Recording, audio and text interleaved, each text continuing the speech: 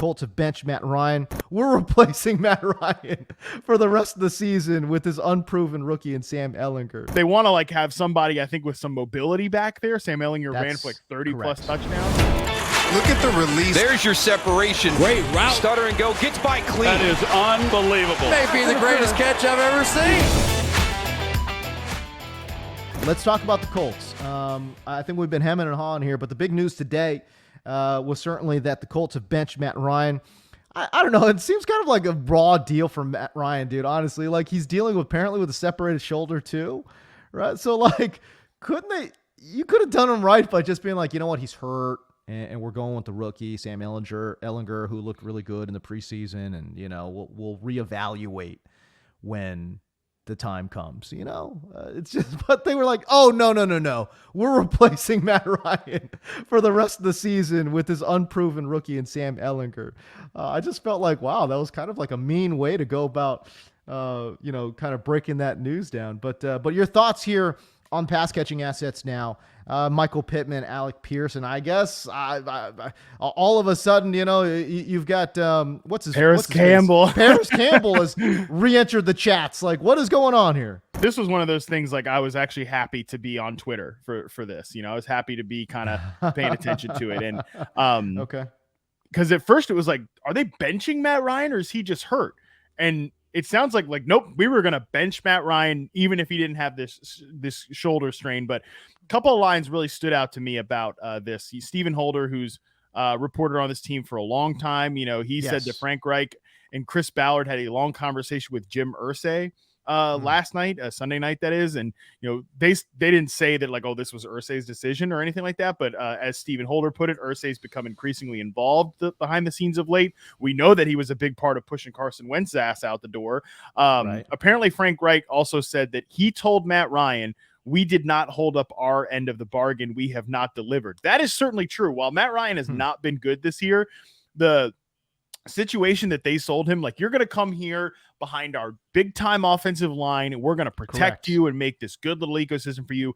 No, that has not been the case. But how do Frank Reich and Chris Ballard come out of this one? You know, like I don't think they do either. And because they're not going to some like second round pick. They're going to like a nobody in Sam Ehlinger, sixth rounder, sixth rounder, you know, like in it's week 8. Like, we're going into week 8 here. This is not week freaking 14 or something like that. Like, this, by all accounts, looks like a white flag move. Like, I know why they're not starting Nick Foles, because he's Nick Foles and he's basically the worst, like Matt Ryan, but worse right now. They're clear. They want to like have somebody, I think, with some mobility back there. Sam Ehlinger ran for like 30 plus touchdowns. Yeah, that seems to be what it is. But like, man, you still got to throw the ball. And like, they had been running this like up tempo, you know, no huddle, pass first offense the last couple of weeks. They win one game, they lose one game. Can they really still run that style of offense without Matt Ryan? I don't think so. Yeah, I don't think so either. You know, we're talking about a guy, a 6th round pick, 6'2", 222 pounds, out of Texas. And he had a great preseason, though, Matt. You know, they actually had designed quarterback runs for Sam Ehlinger in the preseason. So I think the coaching staff has an idea of what they want to do with Sam. So they're not just throwing him out there. The mobility will certainly help with this offensive line. Okay, now that being said, well, first of all, can I get some of his backstory out of the way? Because his backstory is it's sad, to be honest with you. His dad died at 46 years old in a heart attack while he was competing in a triathlon back in 2013. So relatively recently, okay? And his dad was just 46. 46, died of a heart attack during a triathlon. Okay, so that's sad in and of itself. But then his brother also died in an accidental overdose last year when his brother was just 20 years old. It was a fentanyl overdose. So, man, this is a guy that has dealt with a lot of tragedy in his life. Football apparently has been kind of his safe haven. So he's got this real sad backstory. And no matter what, you got to root for a guy like that, right? You got to root for a guy like that. And as I mentioned, had a great preseason.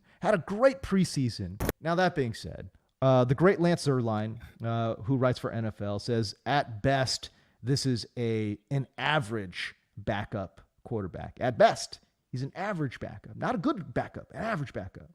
And certainly when you pop on that tape, man, dude, that the arm strength is not good. It is. Yeah. Not NFL level arm strength, dude. I mean, it's like he reminds me of a bigger, stronger, faster Taylor Heineke.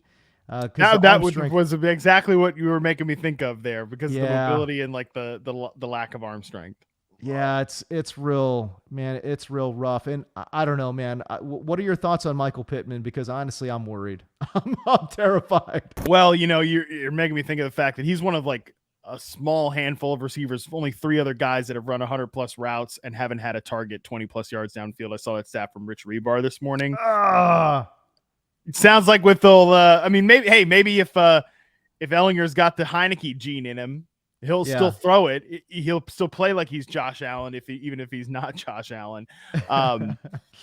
Yeah, dude, you can't feel great. This is the thing. Like I said this morning, like the second option, door number 2, if it's a different quarterback, it doesn't always mean it's a better quarterback. Like different isn't always better. So yeah, I'm definitely concerned for Michael Pittman, and those like 16 target games on pure crossing routes that we were getting with Matt Ryan under center. Like we are not going to get those with Sam Ehlinger under center. So definitely a problem for Michael Pittman.